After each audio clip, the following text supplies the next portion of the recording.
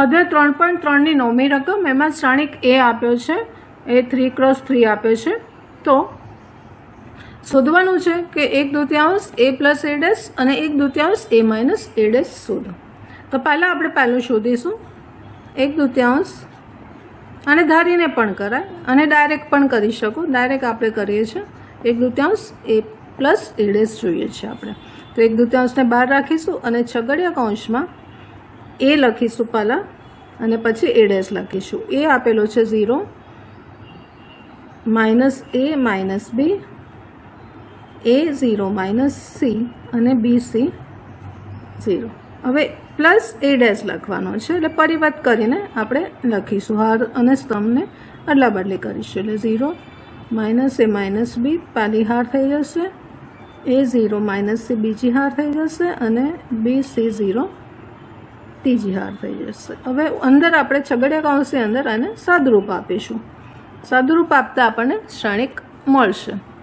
તો 0 minus plus 0 એટલે 0, a plus minus a 0, b plus minus b 0, a minus a plus minus a 0, 0 plus 0 0, c minus c 0, minus b plus b 0, minus c plus c 0 અને 0 plus 0. 1/2ને અંદર લઈશું, બધા કૌંસને ગુણાશે એટલે આપણને answer મળશે શૂન્ય શ્રેણિક 3/3. શૂન્ય શ્રેણિક આપણને પહેલાંનો આન્સર મળશે. હવે બીજું જે શોધવાનું છે એ આપણી પાસે છે 1/2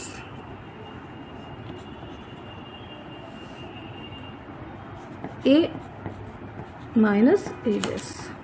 તો અહીંયા 1/2 બહાર લઈશું, ફરીવાર એ લઈશું.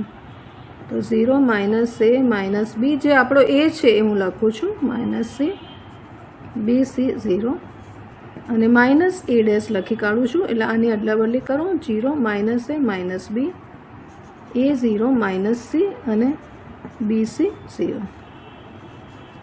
સાદુરૂપ આપીશું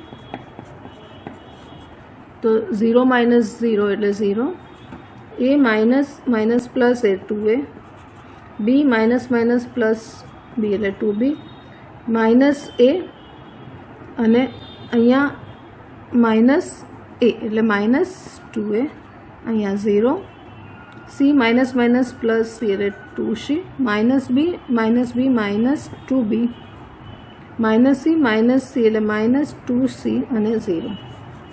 હવે બેને કોમન કાઢીશું આમાંથી એટલે ઉડી જશે બહાર એટલે આન્સર આપણો આવશે 0 ab માઇનસ a 0 c અને માઇનસ b માઇનસ c 0. વિસમિત શ્રેણિક મળશે તમને. જો વિસમિતનો અગ્રવિકર્ણ શૂન્ય, આ બંને ઓપોઝિટ હોય, આ પણ ઓપોઝિટ ચિહ્ન હોય અને આ પણ ઓપોઝિટ હોય, વિસમિત શ્રેણિક એનો આન્સર આવશે. સ્વાધ્યાય 3.3ની 10મી રકમ છે. 10મી રકમમાં 4 રકમો છે.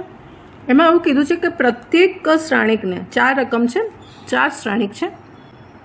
તો આ 4 શ્રેણિકને એક સમિત અને એક વિસમિત શ્રેણીના સરવાળા તરીકે અભિવ્યક્ત કરવાનું છે. એમાં પહેલી અને ચોથી રકમ 2/2 શ્રેણિક છે એટલે પહેલી કરીએ છીએ આપણે, ચોથી તમને એના ઉપરથી આવડશે. એવી રીતે બીજી અને ત્રીજી સરખી છે, 3/3 શ્રેણિક છે એટલે ત્રીજી કરીશું, એના ઉપરથી તમને બીજી રકમ આવડશે. હવે અહીંયા પહેલી રકમ છે, આપણે એને એ ધારી લઈશું કે ધારો કે શ્રેણિક એ છે આપેલો છે. આપણે આ એ શ્રેણિકને બે શ્રેણિકમાં કન્વર્ટ કરવાનું છે. એમાં એક શ્રેણિક સમિત હોવો જોઈએ અને બીજો શ્રેણિક વિસમિત હોવો જોઈએ. એનો સરવાળો આ શ્રેણિક એ મળવો જોઈએ. હવે આપણને ખબર છે કે ધારો કે હું p બરાબર 1/2 a વત્તા a ડેશ લઉં છું. આ સમિત શ્રેણિકની વ્યાખ્યા છે. ખબર છે તમને કે 1/2 a વત્તા a ડેશ એ હંમેશા સમિત શ્રેણિક મળે છે. તો આપણે આને p ધારી લઈશું અને આને શોધીશું, p ને શોધીશું સમિત શ્રેણિક. એવી રીતે q બરાબર 1/2 a માઇનસ a ડેશ, આ હંમેશા વિસમિત શ્રેણિક મળે. આ રીતે ઉપર તમે આપણે ધારી લઈશું p અને q. p એ સમિત છે, q એ વિસમિત છે. તો p વત્તા q કરીશું એટલે કે એક સમિત વત્તા એક વિસંમિત એનો સરવાળો, એ શ્રેણિકનો સરવાળો આપણને એ મળવો જોઈએ. એટલે આપણે પહેલાં પી શોધીશું. તો પી બરાબર 1/2 અને છગડીયા કૌંસમાં એ વત્તા એ ડેશ, એટલે અહીંયા એ લખીશું 3 1 5 -1 અને વત્તા એ ડેશ, એટલે પહેલો સ્તંભ પહેલી હાર, બીજો સ્તંભ બીજી હાર. માઇનસવાળી નિશાની ખાસ ધ્યાનથી લખજો, જેથી સાદરૂપ તમને ભૂલો ના પડે. હવે અહીંયા આપણે આનું સાદરૂપ આપીશું. તો 1/2 અને અંદર આપણને મળશે, સરવાળો કરવાનો છે, 3 + 3 6 મળશે, 5 + 1 પણ 6 મળશે, 5 + 1 અહીંયા પણ 6 મળશે અને -1 -2 મળશે. માટે આપણો પી આવશે 1/2 અંદર લઈ લઈએ, એટલે બધાને 2 વડે ભાગીશું, એટલે અહીંયા 3 3 3 અને -1 એ આપણો પી આવશે, જે સંમિત શ્રેણિક છે. હવે ક્યુ ધાર્યું છે 1/2, આપણી પાસે a - a ડેશ છે, એટલે 3 1 5 -1 અને -3 1 5 -1. આ રીતે આપણો a - a ડેશ. તો અહીંયા પણ જોઈ લઈએ સાદુરૂપ શું આવે છે. 3 - 3 એટલે 0 આવશે, 5 - 1 એટલે 4 આવશે, 1 - 5 એટલે -4 આવશે અને -1 -1 એટલે 0 આવશે. માટે આપણને ક્યુ મળશે. હવે આ 1/2 અંદર લઈ લઈશું, બધાને 2 વડે ભાગી કાઢીશું, એટલે અહીંયા 0 4/2 આવશે એટલે 2 આવશે, -4/2 એટલે -2 આવશે અને અહીંયા 0 આવશે. હવે આપણે પી વત્તા ક્યુ કહીશું. પી એ આપણો સંમિત શ્રેણિક છે, ધારિત છે ઉપર, અને ક્યુ એ આપણો વિસંમિત શ્રેણિક છે, ધારેલું જ છે આપણે ઉપર, ખબર છે આપણને. એટલે બંનેનું મૂકી દઈશું. પી આવ્યું એ 3 3 પહેલો સ્તંભ, 3 -1 બીજો સ્તંભ, સરવાળો સંમિત વત્તા વિસંમિત 0 -2 2 0. એ આપણે સરવાળો કરીશું. તો સરવાળો કરીશું તો આપણને મળશે 3 + 0 એટલે 3, 3 + 2 એટલે 5, 3 - 2 એટલે 1 અને -1 + 0 એટલે -1. તમે જોશો તો આપણો જે એ હતો એ આવી ગયો = a. મતલબ આપેલું જે ધારેલો શ્રેણિક એ હતો એ એક સંમિત અને એક વિસંમિત સરવાળા રૂપે દર્શાવાય છે. સ્વાધ્યાય 3.3 ત્રીજી રકમ. હવે ત્રીજી રકમ કરીશું એ જ પ્રમાણે બીજી રકમ કરવાની રહેશે. આમાં જે શ્રેણિક આપ્યો છે એને એક સંમિત અને એક વિસંમિત શ્રેણિકના સરવાળા રૂપે દર્શાવવાનું છે. એટલે આપણે આ શ્રેણિકને ધારી લઈશું કે ધારો કે આપેલો શ્રેણિક એ છે. હવે શ્રેણિક એને એક સંમિત અને વિસંમિત શ્રેણિકના સરવાળા રૂપે દર્શાવવાનું છે. તો આપણે અહીંયા પી બરાબર ધારીશું. ધારો કે પી બરાબર 1/2 a વત્તા a ડેશ. આ રકમો ખાસ કરજો, 4 માર્ક્સની કે અથવા 3 માર્ક્સમાં બોર્ડમાં પૂછે છે, પ્રેક્ટિસ ખૂબ કરજો. આ સંમિત શ્રેણિક છે, આ પી છે આપણો સંમિત શ્રેણિક છે. એવી રીતે ક્યુ ધારીશું 1/2 a - a ડેશ. આ વિસંમિત શ્રેણિક છે. હવે આ પી વત્તા ક્યુ બરાબર એ થવું જોઈએ. પી વત્તા ક્યુ કરીશું બરાબર એ, જવાબ એનો સરવાળાનો જવાબ એ આવવો જોઈએ. તો અહીંયા આપણે પહેલાં પી શોધીશું. તો પી બરાબર આપણી પાસે છે 1/2, છગડીયો કૌંસ કરીશું, એ લખીશું, એ જે આપેલું છે તે 3 -2 લખવામાં ખૂબ કાળજીથી લખજો. પરીક્ષામાં એકાદું પ્લસ માઇનસમાં ભૂલ થશે લખવામાં, તો આખો દાખલો ખોટો પડશે. -2 -5 -1 1 2 આ આપણો એ છે. પ્લસ a ડેશ લખવાનો છે, એટલે હાર અને સ્તંભની અદલા બદલી કરીને લખીશું. એટલે પહેલો સ્તંભ પહેલી હાર થશે 3 -2 -4, બીજો સ્તંભ બીજી હાર થશે 3 -2 -5 અને ત્રીજો સ્તંભ ત્રીજી હાર થશે -1 1 અને 2. આ રીતે આપણે એ અને એ ડેશ લખીશું. હવે સાદુરૂપ આપીશું એટલે આ 1/2 અને આપણને એક બીજો શ્રેણિક સરવાળાનો મળશે. 3 + 3 એટલે 6 આવશે. 3 - 2 એટલે 1 આવશે. -1 - 4 એટલે -5 આવશે. -2 + 3 એટલે 1 આવશે. -2 એટલે -4 આવશે. અને 1 - 5 એટલે -4 આવશે. -4 - 1 એટલે -5 આવશે. અને -5 1 એટલે -4 અને 2 + 2 એટલે 4 આવશે. આ રીતે આપણને અંદર મળશે. એટલે આપણો પી નક્કી કરી નાખીએ આપણે. 1/2 અંદર લઈ લઈએ એટલે બધાને હું 2 વડે ભાગું છું. એટલે અહીંયા 3 આવશે, અહીંયા 1/2 આવશે, અહીંયા -5/2 આવશે, અહીંયા 1/2 આવશે, અહીંયા -2 આવશે, અહીંયા -2 આવશે, અહીંયા -5/2 -2 અને +2. આ આપણું પી મળશે. આ જ પ્રમાણે આપણે ક્યુ શોધી કાઢીએ. તો ક્યુ બરાબર 1/2 છગડિયા કૌંસમાં પહેલાં એ લખીશું 3 - 2 - 4 જે આપણને આપેલો શ્રેણિક છે 3 - 2 - 5 -1 1 અને 2 અને -a' લખવાનું છે. એટલે 3 - 2 - 4 3 - 2 - 5 -1 1 અને 2 એ આપણો a' થશે. અને હવે એનું સાદુરૂપ આપીશું એટલે આપણે સાદુરૂપમાં મળશે 3 - 3 એટલે 0. જો વિસમિત શ્રેણિક આવશે એટલે અગ્રવિકર્ણ 0 જ આવશે.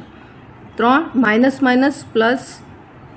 એટલે અહીંયા આવશે 5 આવશે. -1 - +4 માંથી 1 જશે તો 3 આવશે. -2 અને +3 એટલે 1 આવશે. -2 - +2 એટલે 0 આવશે. 1 - +5 એટલે અહીંયા આવશે -1 છે અને -5 એટલે અહીંયા આવશે 6 આવશે. પછી -4 અને +1 એટલે -3 આવશે. પછી -1 અને +1 એટલે -4 આવશે. આ -5 છે અને -5 અને -1 એટલે અહીંયા -5 અને -1 છે એટલે -6 આવશે. અને 2 - 2 એટલે 0 આવશે. અને તમને ખ્યાલ હોવો જોઈએ કે આ સામસામેની સરખી હોવી જોઈએ. એટલે અહીંયા ક્યાંક ભૂલ છે. જો આ બે જે છે એમાં ભૂલ છે. એટલે અહીંયા આવશે -2 - 3 એટલે અહીંયા -5 આવશે. -1 ના આવે. એટલે વિસમિત શ્રેણિકમાં આ રીતે ખાસ ધ્યાન રાખજો. અગ્રવિકર્ણ 0 હોય, આ બંને ઓપોઝિટ હોય, આ બંને ઓપોઝિટ હોય અને આ બંને ઓપોઝિટ. હવે 1/2 ને અંદર લઈ લઈએ એટલે આપણે ક્યુ આવશે. આ 0 આવશે, અહીંયા 5/2 આવશે, અહીંયા 3/2 આવશે, અહીંયા -5/2 આવશે, અહીંયા 0 આવશે, અહીંયા 3 આવશે, અહીંયા -3/2 આવશે, અહીંયા -3 આવશે અને 0 આવશે. આ આપણો ક્યુ આવી જશે. હવે આપણે પી વત્તા ક્યુ કરવાનો છે તો એ આવો જોઈએ. પી વત્તા ક્યુ કરીશું. એટલે પી વત્તા ક્યુ. પી એટલે સમિત શ્રેણિક અને ક્યુ એટલે વિસમિત શ્રેણિક. એનો સરવાળો શ્રેણિક એ મળવો જોઈએ. એટલે અહીંયા આપણે પી લખી કાઢીશું 3 1/2 -5/2 1/2 -2 -2 -5/2 -2 અને 2. આ આપણો અહીંયા પી આપેલો છે. એ પી આપણે અહીંયા લખ્યો. હવે ક્યુ છે, આ ક્યુ છે એ આપણે અહીંયા લખી કાઢીએ પ્લસમાં 0 -5/2 -3/2 5/2 0 -3. ખૂબ જ શાંતિથી લખજો, નહીંતર ભૂલો થવાની પૂરી શક્યતા. હવે આનું સાદુરૂપ આપણે કરીશું. એ આવો જોઈએ. એટલે 3 + 0 એટલે 3 આવશે. આ 3 આવી ગયો. પછી 1/2 +5/2 એટલે ઉપર 5 અને 1 6/2 એ 3 આવશે. પછી -5 માંથી 3 જશે તો -2 એટલે -2/2 એટલે -1 આવશે. તમારે એક સ્ટેપ લખવું હોય તો લખજો, પણ મોડે થઈ શકે એવું છે, આરામથી થઈ શકશે. પછી આ -5 એમાંથી એક જશે તો -4/2 એટલે -2 આવશે. પછી અહીંયા આવશે -2 + 0 એટલે -2 આવશે. પછી -2 + 3 એટલે 1 આવશે. પછી -5 અને -3 એટલે -8/2 એટલે -4 આવશે. પછી -2 અને -3 એટલે -5 આવશે. અને 2 + 0 એટલે 2 આવશે. તો આ તમારો એ આવી ગયો. જે આપણી પાસે જે રકમ આપી હતી એ રકમ છે આખી, તમે ચેક કરશો તો એ પહેલી હાર છે 3 3 -1, તો આપણી પાસે પણ છે 3 3 -1. બીજી હાર છે -2 -2 1, તો અહીંયા પણ -2 -2 1. અને ત્રીજી હાર છે -4 -5 2, -4 -5 2. એટલે આ બે છે, આ સમમિત કહેવાય, શ્રેણિક છે, અને આ વિસમિત છે. તો સમમિત અને વિસમિત શ્રેણિકના સરવાળા તરીકે આપણે શ્રેણિક એ બતાવી દીધું. એટલે આ રીતે તમારે આ ફોર્મ્યુલા જે છે આપણી, આવું PQ ધારી અને આ ફોર્મ્યુલાનો ઉપયોગ કરજો. અહીંયા 2 ને લઈને 2P પણ કરાય, 2Q પણ કરાય.